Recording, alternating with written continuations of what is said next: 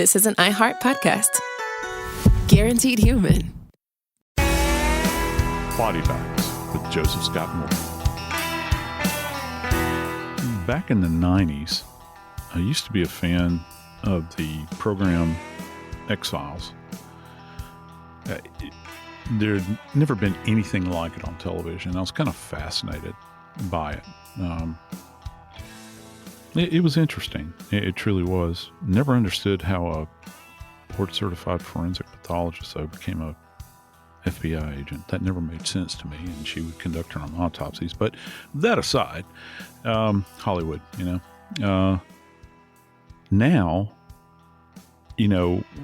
those things that we thought were quite fantastic back then with a show like the X-Files seem to be getting into our common conversations now regarding things like extraterrestrial life and, these people seeing things on radar, former Navy fighter pilots seeing the infamous Tic Tacs, if you've seen any of that stuff. And I've gotten kind of numb to it now. But what happens if an individual believes that some extraterrestrial life form has inhabited the body of a member of his family, and not just any member of his family, his father? And in order to protect himself from said extraterrestrial life inhabiting his father's body, he thinks it's a good idea to probably kill him. Coming to you from the beautiful campus of Jacksonville State University in Jacksonville, Alabama, I'm Joseph Scott Morgan, and this is Body Bags. When I saw the headlines of this, first off, I'm thinking, okay, so you're saying that the authorities this young man has harvested his father's organs. I want to know what organs, what precisely was harvested. And then they're also using the term disembowelment, which what does that actually mean, Joe? I mean, I can imagine what I think it means, but what does disembowelment really mean? Yeah, most of the time with disembowelment, it's not removal of the large and small intestine, because when they say bowel, that's what they're referring to. And as a matter of fact, when you talk to physicians, surgeons in particular, and pathologists, when you're doing autopsies, they'll say, we need to take a look at small bowel. They're not going to say small intestine, small bowel, large bowel.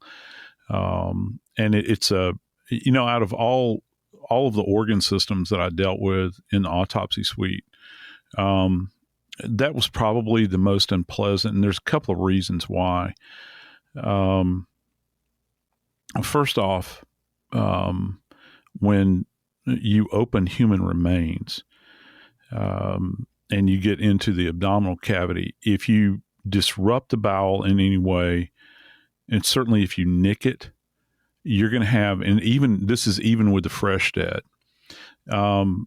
you're going to have kind of an eruption or presentation of smell in the autopsy room that is very offensive.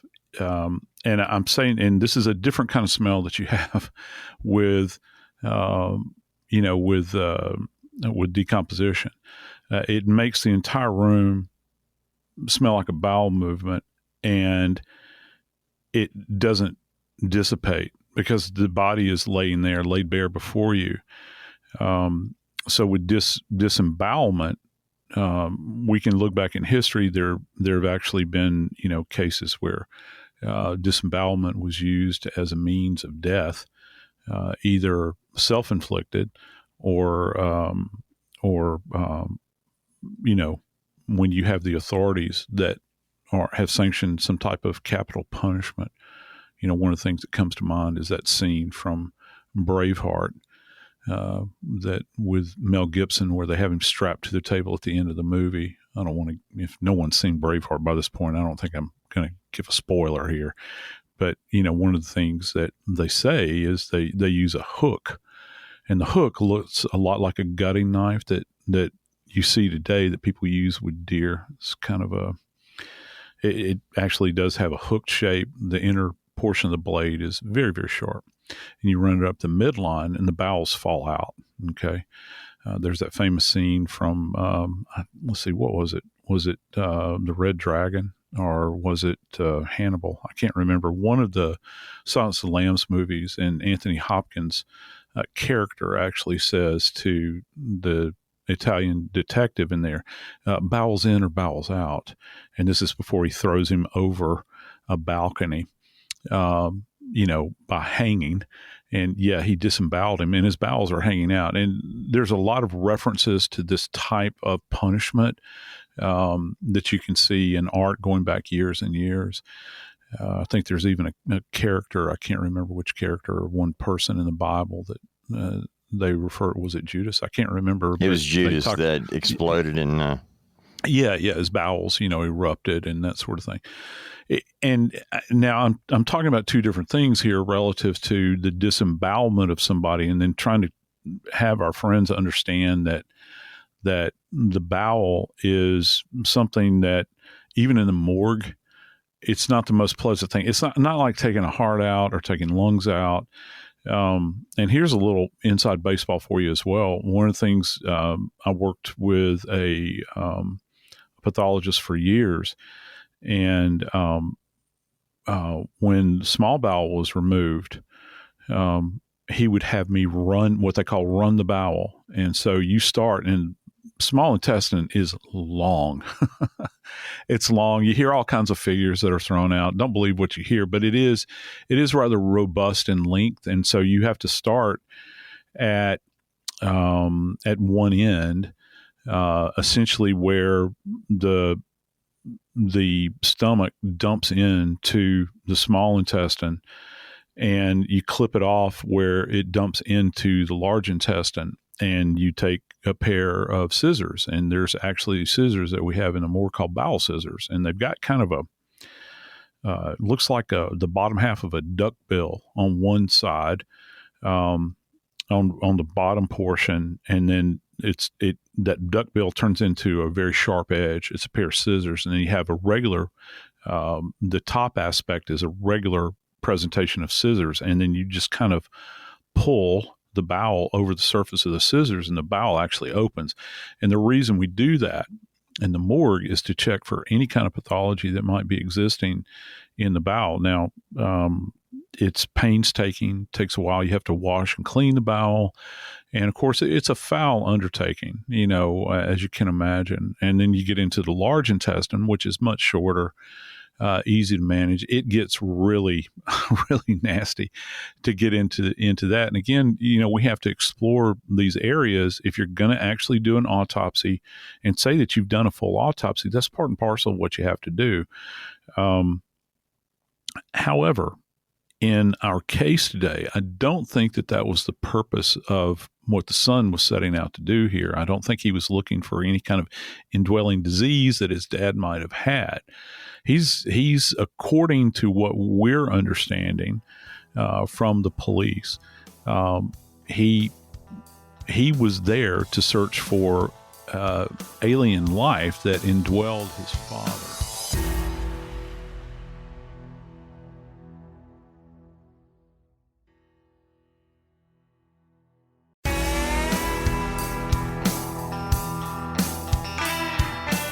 Brother Dave, when the police initially rolled up on this case, and by the way, this is in El Paso, Texas, when they rolled up on this case, they were summoned to the home, and I find this wording fascinating. They rolled up at the house regarding a quote-unquote unattended death. And what that generally means when you hear unattended is somebody may have peacefully passed away in their sleep, we use the term unattended in medical legal circles by saying that no one was physically there when they died. Okay. And any unattended death in the departments that I work for, you had to make an appearance at the scene, because there are some deaths that occur. You have people that are gravely ill, and they pass on. Well, was that death attended or unattended? And the last shop that I was at, our rule of thumb was that I don't care if there was somebody living upstairs and this person died on the first floor and the other person lives on the second floor. If they pass away without somebody witnessing, that's an unattended death. So we would go out and at least do an examination. But can you imagine when these officers from El Paso rolled up at this scene? I can guarantee you, dollars to donuts, I guarantee you that when these folks clocked in that morning, this is the last thing they expected to see that day. Well, when you started off talking about aliens and things like that, it almost unbuttoning the shirt, a little early, because as we look at this case, you have a father, 74 years old, and he's dead. In the days preceding his death, he's calling one of his sons and saying, "Hey, your brother Jamie is acting crazy again." I'm putting that in air quotes, acting crazy again. Got to add that to this. He's acting crazy again. That means that within their nuclear family, that tight little family circle, father and two sons at least, they're more than aware that Jamie is not balanced, and he has done this before. And based on what happened, I'm going to say he's been violent before. Now, if Jamie has been violent before and has been acting crazy before, did he blame those past times on aliens, or did he have some other thing to blame it on? In this case, we've got Victor Contreras goes to the house to check on his 74-year-old father, and before he can make entry into the home, he smells rotting flesh. He smells death. You've explained this before, Joe, and have talked about the smells that people incur when they come upon a dead thing, a dead animal, a dead human. Is there a big difference when you have a death like we're talking about today, where the term disembowel has been used? Is that a different smell than that of rotting flesh, or a combination of things going on? After a period of time, it's going to blend together. However, there is that moment in time, I would think, that with the bowels outside of the body, and not to mention, Dave, I can't just kind of gloss over this, but if this man was in fact disemboweled, and we've got other injuries we're going to talk about as well, there's going to be a copious amount of blood that will have issued forth from his body. Now, even in the case, I know what people are saying, well, what if he was dead after it happened? Listen, if with this level of trauma that they are at least intimating, occurred, you're going to have puddles. Puddles are different than pools to me. That's kind of my own view of it. You're going to have puddles of blood that will, kind of surround the body. You can have pooled blood, and maybe, other people's, understanding of volume of blood that's been let might be different, but I've always envisioned, puddles of blood, and you're stomping through rain puddles, and you'll have a copious amount of blood there on the surfaces, and that's going to have a smell. You combine that with the bowels that have now been released from the abdomen, that will have a particular smell. And additionally, he's been down for a while. Now, what you're going to be looking at here is that anytime you have a body that is severely traumatized like this, you are sending out a signal for every insect that is roundabout, and flies will almost immediately show up. Okay, so that process of that putrefaction is going to accelerate. Now, putrefaction, as I teach, is different than autolysis. Autolysis is kind of an internal breaking down, but something that's putrefied has got internal and external forces working on it. And so you're going to have a lot of flies that will light. And you say, well, my house is perfectly sealed. I never see a fly in my house. Let me tell you something. Where there's a will, there's a way. I've found for flies, they will get in there. I've actually handled cases, Dave, of people that have died in the summertime where I found fly eggs have been laid on the body within 3 hours of death. And I'm talking about in the eyes and the nostrils. They seek out moist, dark areas to lay these eggs. And so, again, with the fly activity, that's only going to further this. So when they walk through the door, and this is not something new to them, to the police officers, I can assure you. El Paso is a relatively nice sized place. They will have been out on decomps before, and it's going to hit their senses like nobody's business, and they're going to smell it. The son, who in this case is the finder, I believe, correct, Dave? Correct. He, when he shows up at Dad's domicile here, how assaulting this is for a child to discover their parents like this. And it's going to be a smell more than likely, unless he works in or around our field, is going to be all the more assaulting to him. And it's a horrible proposition, because I can only imagine this young man whose father has passed away. He knows that he had been having conversations with his dad, and then all of a sudden, you wonder if those conversations began to flood back into his memory, and then he's got this associated smell that's emanating from the home, and he hasn't yet found his dad's body, because the smell will assault you way before what you see assault you. It will be as soon as he opens the door. Sometimes you can smell it outside of the house. I've had that happen on many occasions, where I could smell rotting flesh from within the home before I ever open the door. And Katie barred the door when you do open it, because it slams you in the face. So this poor child of this man has really borne witness, both in the smell sense and the visual sense, to something that he probably wasn't counting on, Dave. And that's where I was looking back to that initial call from Dad saying, hey, your brother's not acting right. He's acting, strange. He's acting weird again. When the son gets there to check on his dad, he realizes that things are not just not good, because the smell tells him, I'm going to go out on a limb here and say he knew death was right around the corner before he ever set foot in the house, because it's emanating from inside the house. And by the way, Joe, it had to have been going on for a couple of days, right? I mean, this is not something that is going to just happen and poof, you can, tell there's a dead body inside. This is something that's been going on for a couple of days. All right. Now, when he gets in, we know that his father is dead. We know that Victor Sr.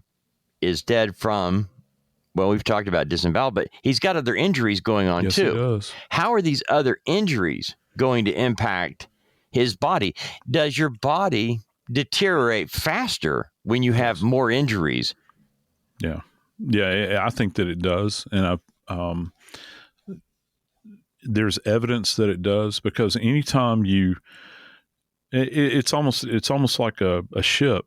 If you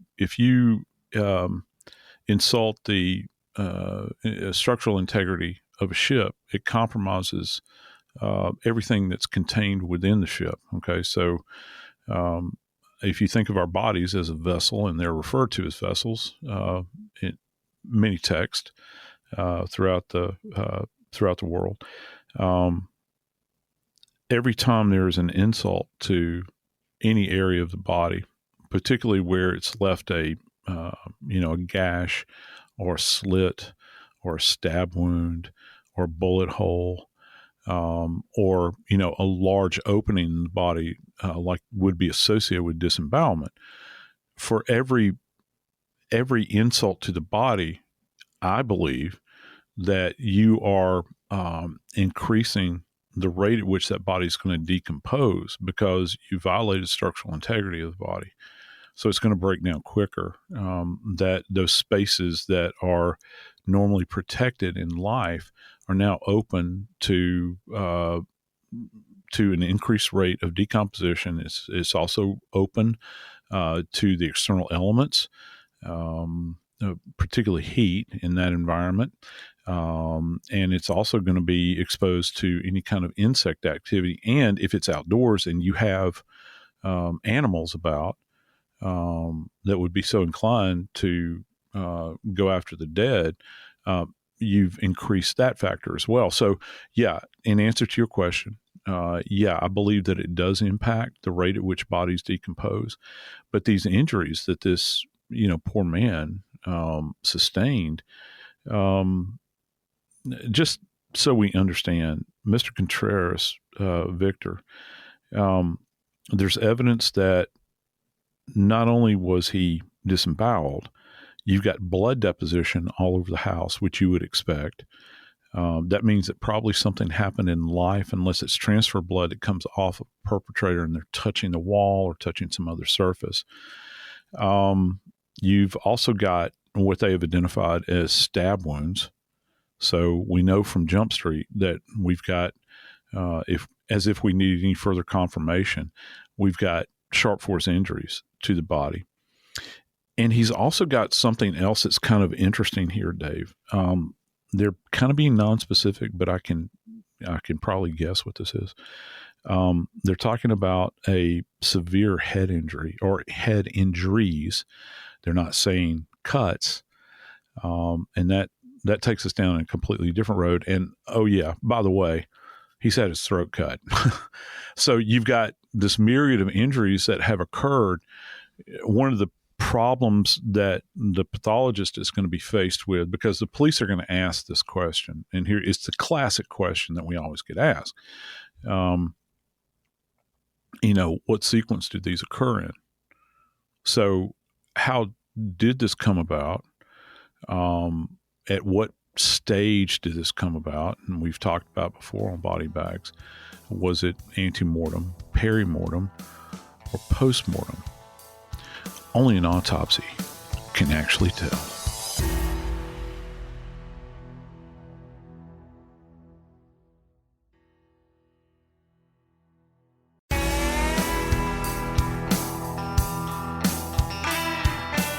So, just so that we can revisit, you've got a father who in life had contacted his other son and stated that he made mention to his son, who turns out to be the finder of Victor's body. It says, your brother's acting crazy again. Is that that an accurate quote, and Dave? As something that goes along with the, hey, your brother Jamie is acting crazy again. That's what Victor Sr. told Victor Jr. And that made me look back at a few things, Joe, because my first thought was, if dad is calling the son and saying, hey, he's acting crazy again, that's a fearful thing to say that to a son. It's asking for help without asking for help. It's saying, I got a problem I can't deal with here. Well, I looked it up. Sure enough, police have been called before, because before this happened, police showed up because Jaime Contreras, the son, actually took a hammer to his father and hit his father in the head with a hammer a couple of times prior to this. And police showed up for that one. And that's where the call, your brother's acting crazy again, came from, because there was the prior attack, I believe. So when you start looking at this, one of the things I noticed, Joe, is, first of all, when Victor Jr. gets there and he smells death through a window, he's outside. When he comes in the house and he sees what is obviously a body on the floor, and it's covered in a very, very bloody sheet. And he says that when he took the sheet off, the body was very bloated. Yeah. And which that indicates a number of things to you as an investigator that probably pass by people like me. We just kind of assume we see a dog on the side of the road, they bloat, but it's got to mean a whole lot more when it's a human being inside of a home as you try to determine, how long he's been there. But there were wounds to his head. I'm thinking that those were caused probably by a hammer. I got nothing to go on except that he had beat him with a hammer before. And I'm thinking whenever we've done a story about somebody getting hit with a hammer, it's in their head. Yeah, it is. And that's where you're going to attack. That's where I think most assailants would attack someone with a hammer. You can take, and I've seen strikes on the torso before, but you got to keep in mind that with hammer attacks, just about any kind of blunt force attack, they're going to be very frenzied. They're not real well ordered. But the goal is, because if you're wielding a hammer against someone, your ultimate goal is to kill them. Okay. And so with these hammer strikes, what you're going to see are going to be these, there's a couple of things that we have to throw in here. If each one of these hammer strikes, the hammer is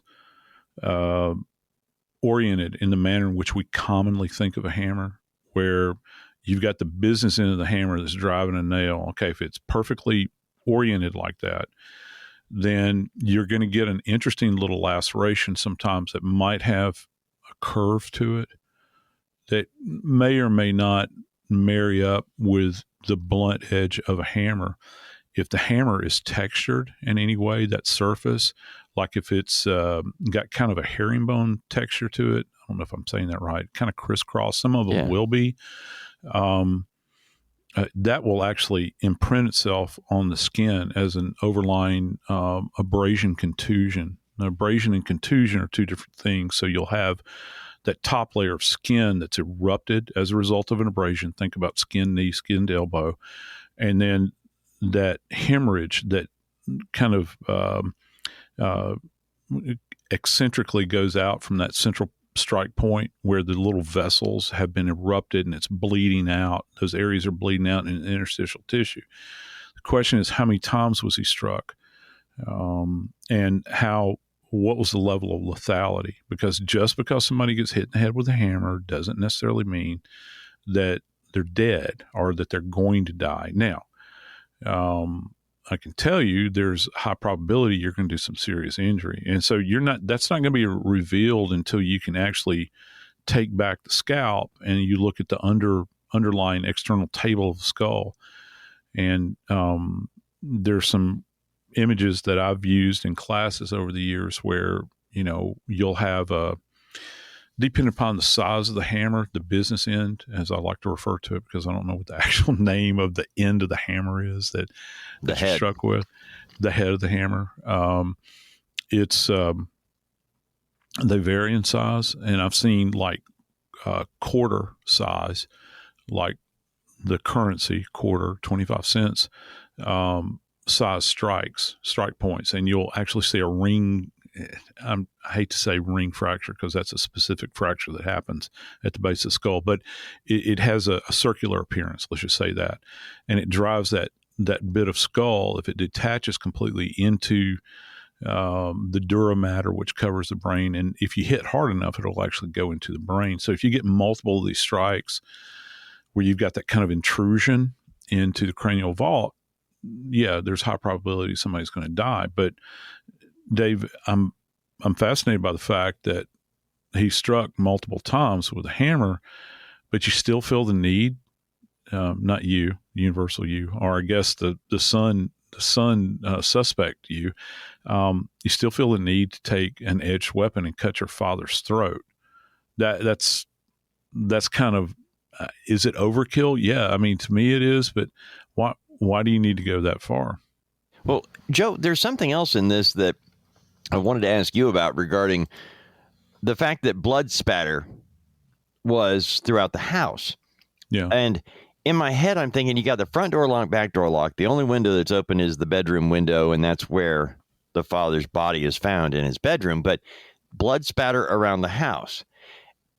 all I'm thinking is that the father is trying to get away from the son who is allegedly attacking him. I'm thinking there's a hammer involved, and you're right. He's got him. He's chasing him, but you've got blood spatter, which means something's being swung, right? I mean, it's got to be cast off. That's what I'm thinking about blood spatter. Yeah, it can be cast off, but again, you have to kind of couch your terms here a little bit. I lean more to being conservative with these sorts of things. This is called knowing just enough to be really wrong.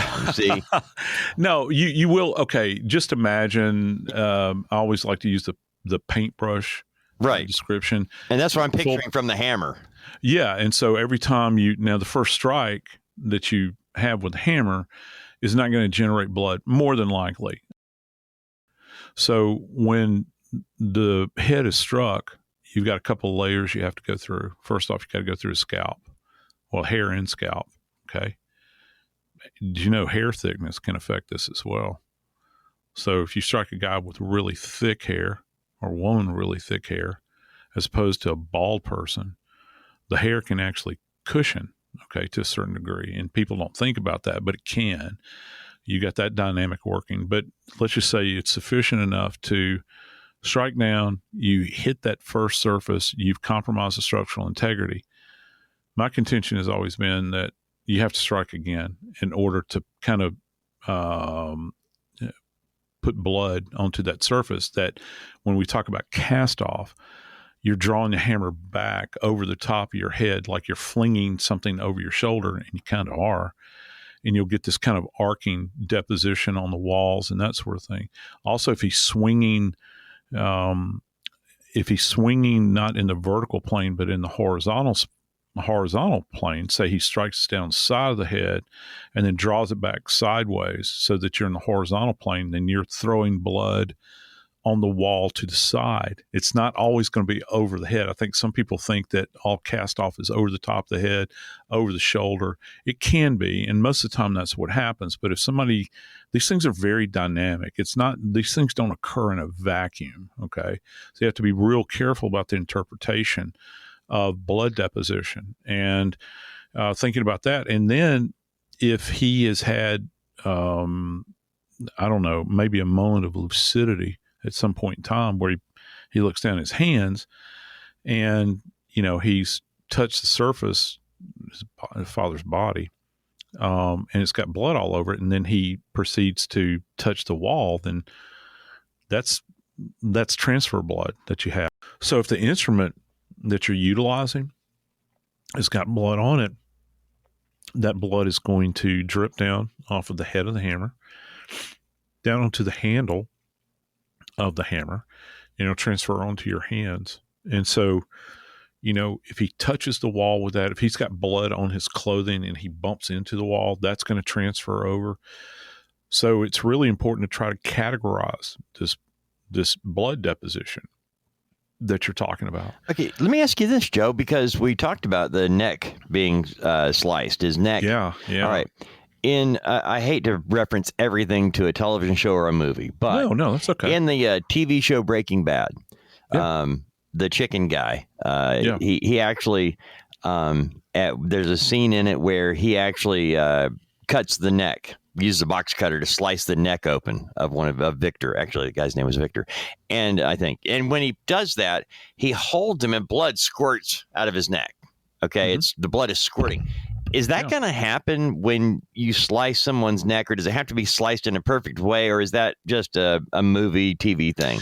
No, it's not just simply a movie TV thing, because what they're demonstrating there is this kind of arterial spray, they refer to it as, and the pressure that's built up.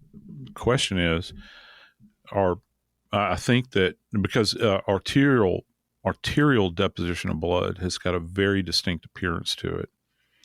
It's not high velocity blood deposition like you see if someone is shot, because the blood becomes almost a histamine. Like I tell my students, if you want to know what high velocity blood deposition looks like, go home, get an aerosol can of hairspray and just pump it one time onto your mirror, and you'll see kind of what that looks like. It's very particulate and tiny.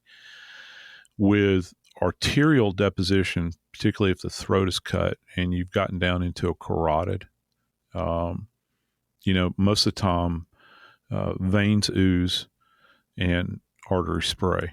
So if you're into arterial spray in this case, if you're thinking about a carotid that has been sliced, then the heart is still beating.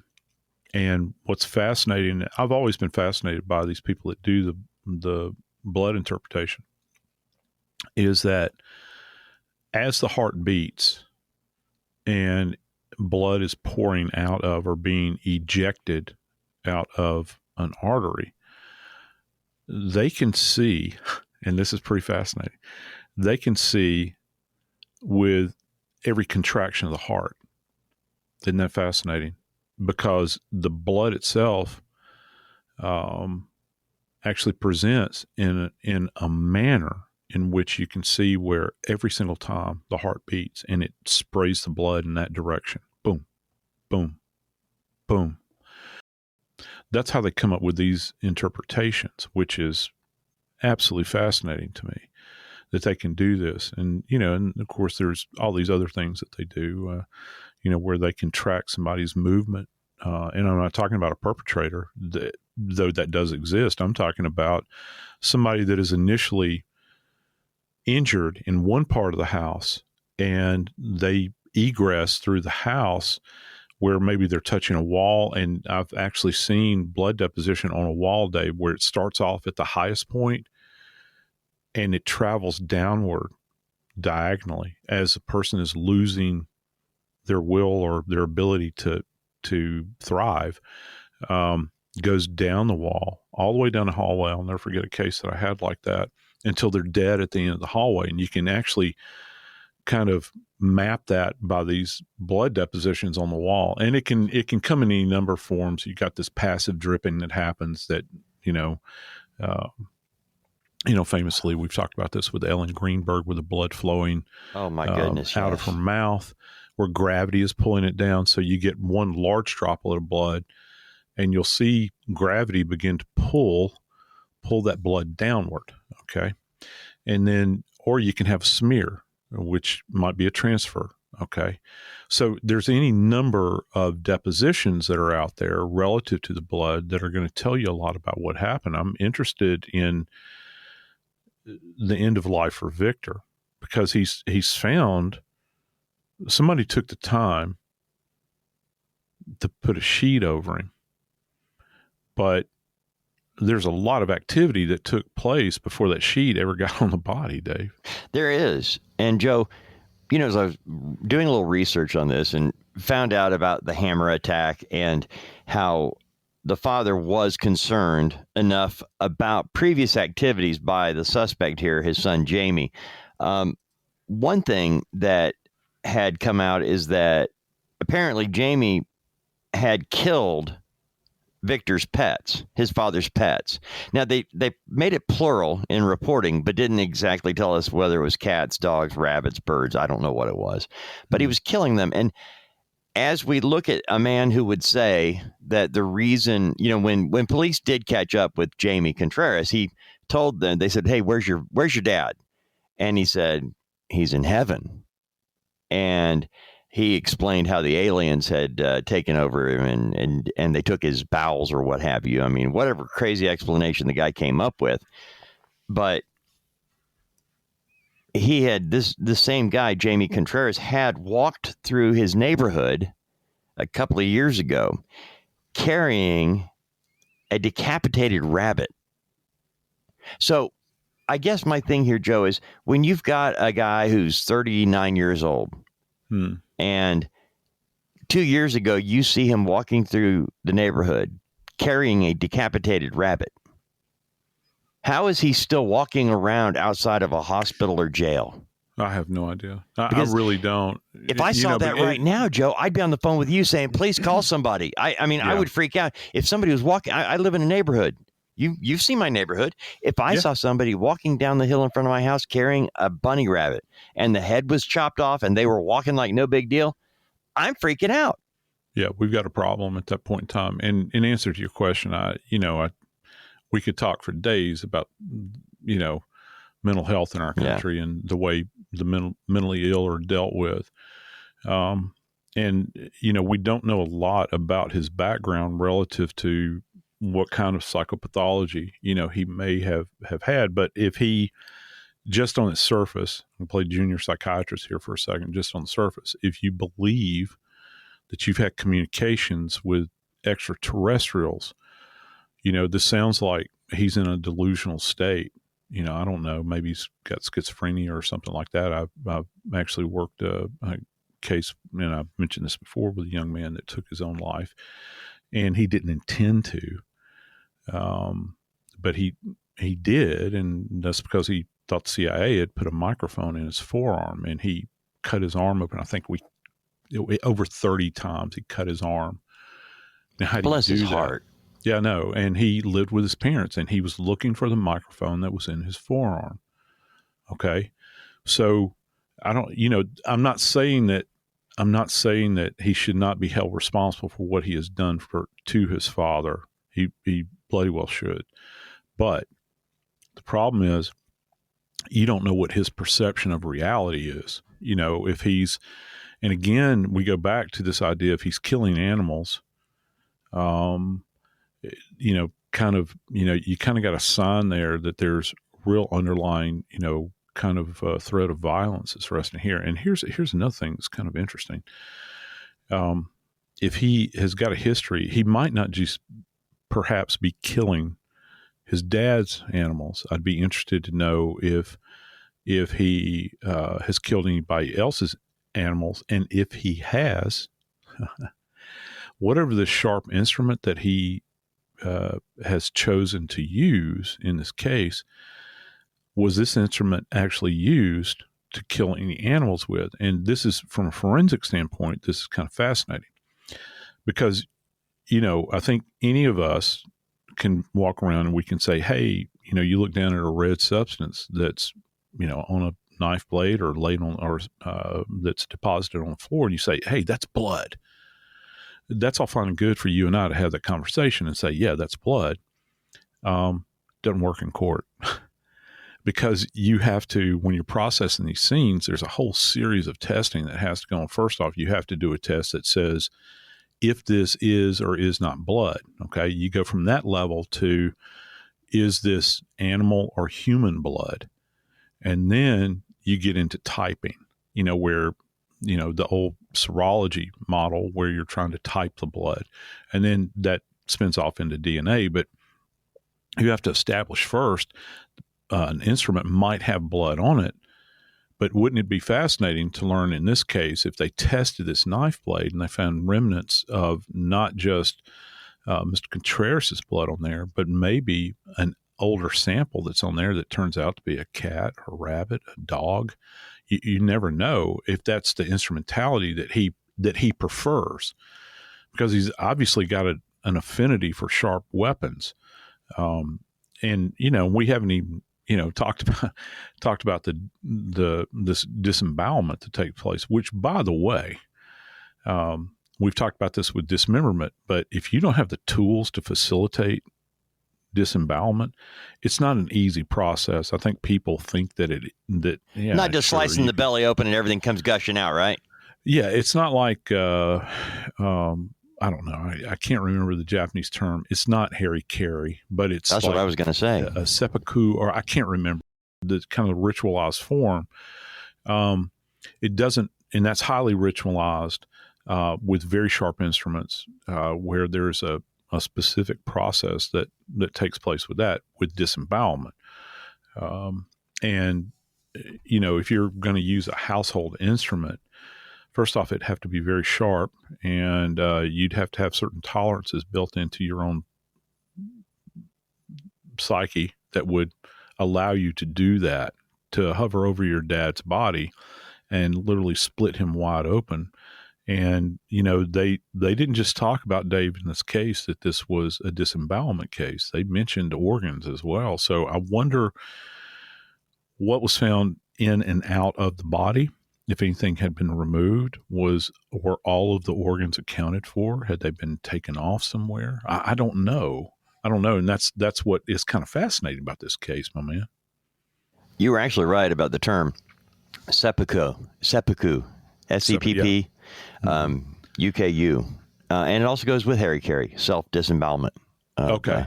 I remember that from Tarawa, but World War II stuff. Yeah. The thing is here, Joe, is when we're dealing with a case where there's a thought that maybe mental illness has come into play, where there is a I don't want to say every violent act that goes far, to cutting people up and things like that isn't crazy. But to to what we consider normal, I mean, it just seems like way out there. But can you, when you're walking a scene, can you actually see a difference in the mental state of the person committing the act? Is there a frenzied, out of control thing that you can find in the evidence? Or can you not separate anger from crazy, pain from fear? Yeah, no, I know what you're saying. I think that if somebody is, let's see, how can I term this? If somebody has psychopathology going on, okay, like that, where they have voices that are telling them perhaps that, I don't know, your dad has been, inhabited by extraterrestrial life. If that's their perception, then it might become more methodical as opposed to some person that comes home and finds their spouse in bed with another person and they pick up a hammer or a knife and they proceed to kill both people. And that's going to be a very frenzied, disordered event. And again, when profilers look at these sorts of things, I find it fascinating as well that he's been killing animals and we know what that's associated with many times as a lead up. I think that that's something that they would certainly consider. There can be, and don't misconstrue what I'm saying here. There can be, I think with the mentally ill, there can almost be a ritualized form of this. And I'm not talking about like a ritualized killing per se, but if you're listening to an outside voice or what you perceive to be an outside voice, and they're giving you instructions, you put this here, I don't know, you remove this organ and you put it up on the shelf, you remove this organ, you put it there, you need to take this organ and put it in the refrigerator because that's the key organ, you have to keep it isolated from everything else. Whatever the voice is telling them to do, that's what's directing them at that point in time.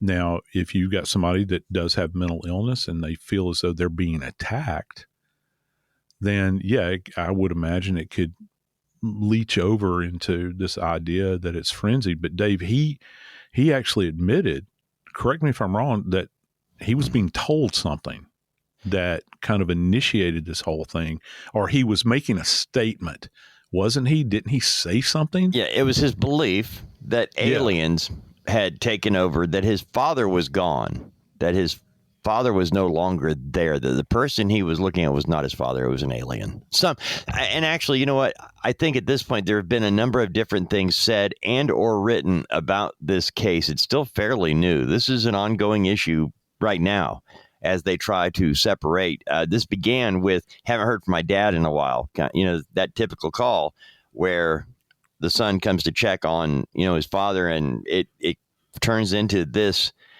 big bag of what in the heck are we dealing with? Are we dealing with somebody who really has checked out from life mentally and is seeing things and hearing things? Does he truly believe that aliens have disemboweled his father and taken over his body? I mean, I don't know what's going on in the guy's psyche or anything else, but I do know this, Joe.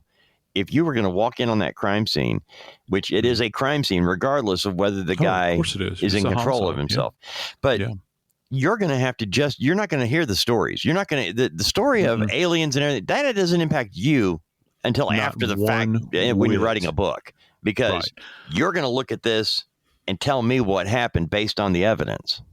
Yeah, and it will be, and those in the morgue as well. Look, I'd be lying if I said that pathologists are not filled in on what what the police have heard out on the scene.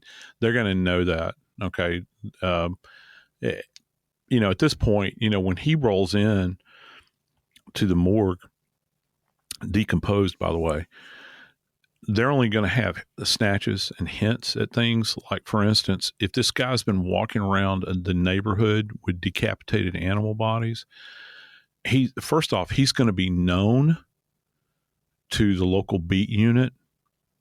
If they've been called out on domestics there, that information would actually come to the cops at the scene, because what the cops are going to do, or the detectives who are cops, but you have detectives at the scene, they will ask the shift supervisor, okay, which might be a lieutenant or a sergeant, and say, hey, have you guys had contact at this house before? And the sergeant, particularly in a case like, I can only imagine a case like this, the sergeant's going to say, what? We felt like we need to sit up outside the house out here because we were always getting called here. Have you ever had contact with any people in the house? Yeah, we've talked to the old man because he told us that he was afraid of his son. Or we have taken the son aside and said, look, you gotta cool it out, man. You know, you can't behave this way. Or maybe they've taken the kid in for observation. Again, dollars to donuts, I bet you this kid has gone in probably in the back of a police car or an ambulance and taken in for observation at some point in time. That most of the time, this kind of thing just doesn't, just materialize out of nothing. You're going to have history. And in this case, where you've got a young man who has reportedly been saying, as he is related to the police, that he wanted the aliens to give me my power as he struck his dad down. We're going to keep our eye on this case and know that more will probably develop. We'll find out what happens here to the son. Has he been taken in for an evaluation? Is he going to be placed into an area where he can perhaps get help, get medicated, get him in a position where maybe he can stand trial at some point in time? Because this is a horrific homicide and somebody has to be held responsible. But we do know this. This man, who obviously loves his children, has died at the hand of his own son and was left to decompose in the home where he welcomed them on a regular basis. I'm Joseph Scott Morgan, and this is Body Bags.